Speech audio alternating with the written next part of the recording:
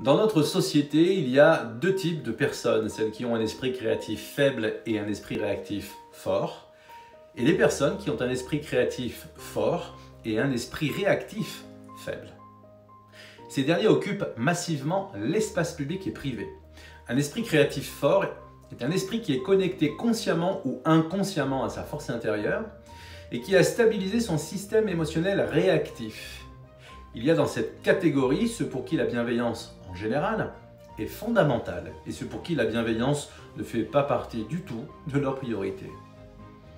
Pour beaucoup d'entre nous, cette réalité est perçue comme la sacro-sainte lutte de pouvoir qui rebute les idéalistes et repousse la plupart des chercheurs spirituels avec plus ou moins de violence, il faut le reconnaître.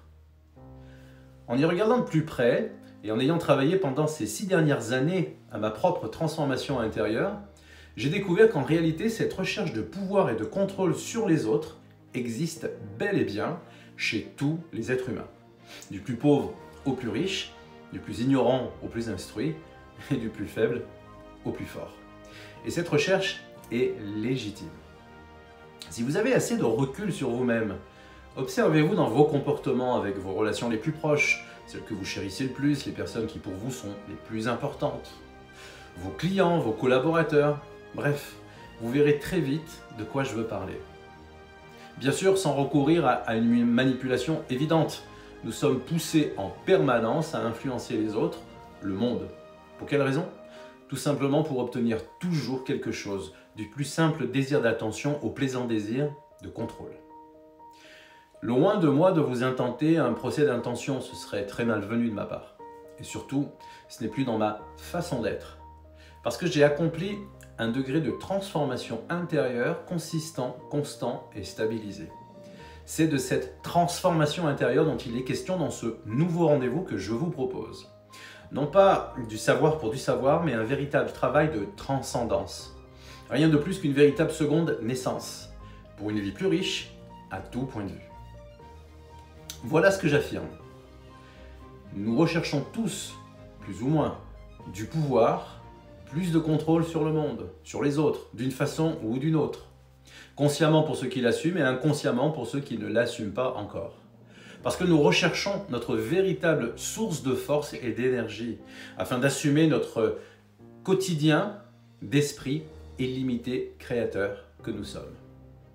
Nous ne sommes pas des égos en mal de puissance. L'ego tel que décrit dans toutes les traditions et surtout en psychologie moderne n'existe tout simplement pas.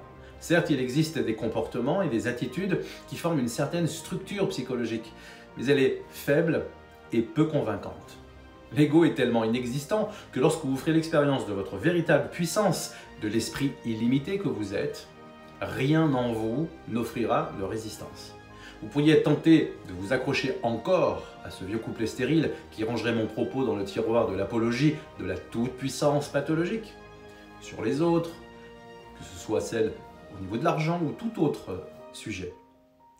Certes, cela existe encore parce que rien de plus intelligent et de plus mature ne pousse ce modèle à disparaître. Ici, il s'agit de fortifier la puissance de votre esprit, c'est-à-dire cultiver et fortifier votre conscience, votre intelligence, votre volonté et votre énergie. Voilà le cœur de ma proposition pour celles et ceux qui veulent avoir réellement du poids dans la société, celles et ceux qui rêvent de changement et qui comprennent que même si 1 million de personnes se réunissent avec 1 milliard de bonnes intentions, si ces personnes sont faibles en conscience, faibles en intelligence, faibles en volonté et surtout faibles en énergie, elles n'auront aucun impact réel, direct et consistant sur le monde. Seules les bonnes intentions ne suffisent pas à changer le monde.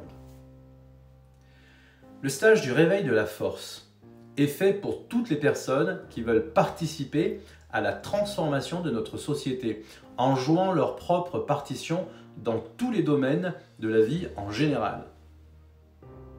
Vos capacités et vos talents sommeillent en vous, non pas pour que vous les gardiez, non pas pour vous refermer sur vous-même, mais pour partager avec le monde. Vous deviendrez un agent spécial du changement et vous vous développerez à mesure que vous agirez. Le compte à rebours est enclenché, chacun joue sa partition. La mienne est de fortifier mes talents et mes qualités pour moi-même, bien sûr, chaque jour, mais aussi pour pouvoir vous accompagner à vous entraîner efficacement et, in fine, à jouer la vôtre.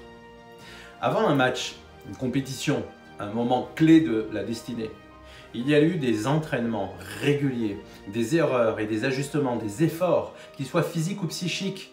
Aucune personne n'a atteint sa réussite en étant coupée des capacités et des qualités de son esprit.